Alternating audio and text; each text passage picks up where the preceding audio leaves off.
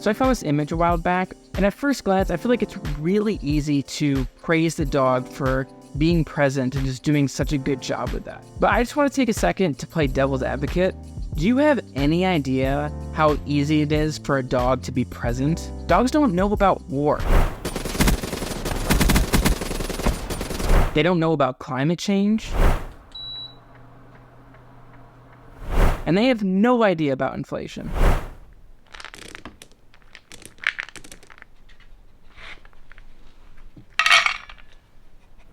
They don't have any responsibilities of any kind. They don't brush their teeth, they don't wipe their butt, they don't have parents who are pressuring them to become a doctor or a lawyer when all they want to do is just stream on Twitch. And they certainly don't have all that pressure from their family or society. So, Sammy, when do you think you're gonna have puppies? I guarantee you that if dogs had all the same problems that humans do, they'd have a hard time being present too. See, for me, whenever I have a hard time being present, it usually has something to do with pain, like trying to avoid it. Nope.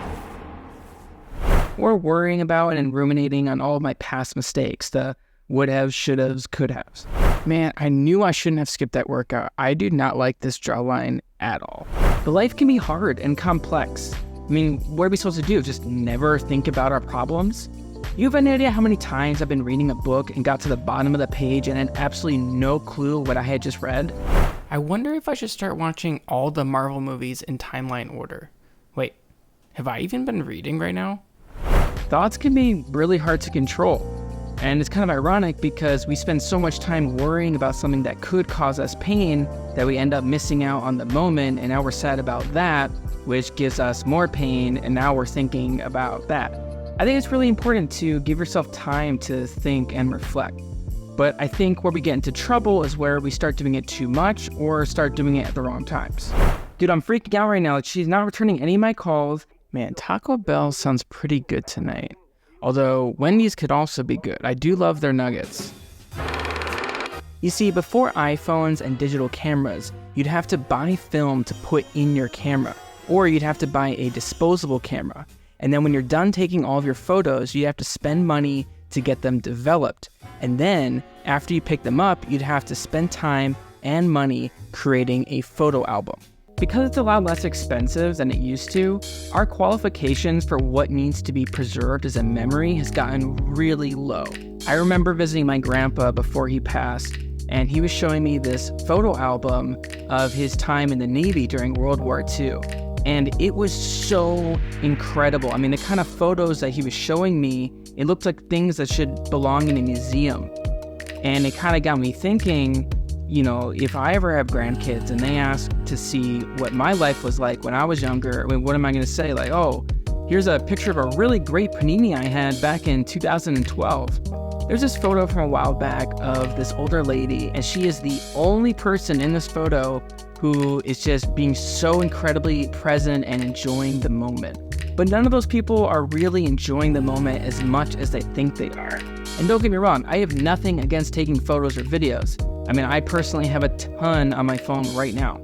But there has to be some sort of middle ground, right? Where we can enjoy the moment, be present, but also, capture some moments that we can enjoy later as well. I mean, now that I think about it, I actually don't spend that much time looking at old photos or videos. And whenever I do, I skip the majority of them and go straight to the ones that are most meaningful to me.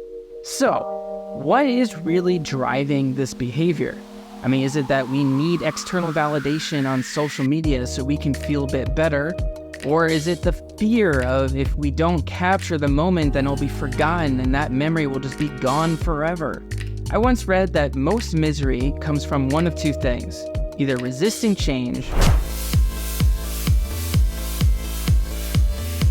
or wishing for change.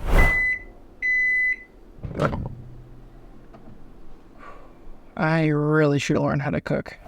And as much as we'd really like to, we don't have control over everything. And sometimes it's just better to go with the natural flow and just let things be. So if someone else doesn't like us, or maybe we forget something, maybe it was just meant to be. I mean, not everyone is supposed to like us, and not every single moment is meant to be remembered.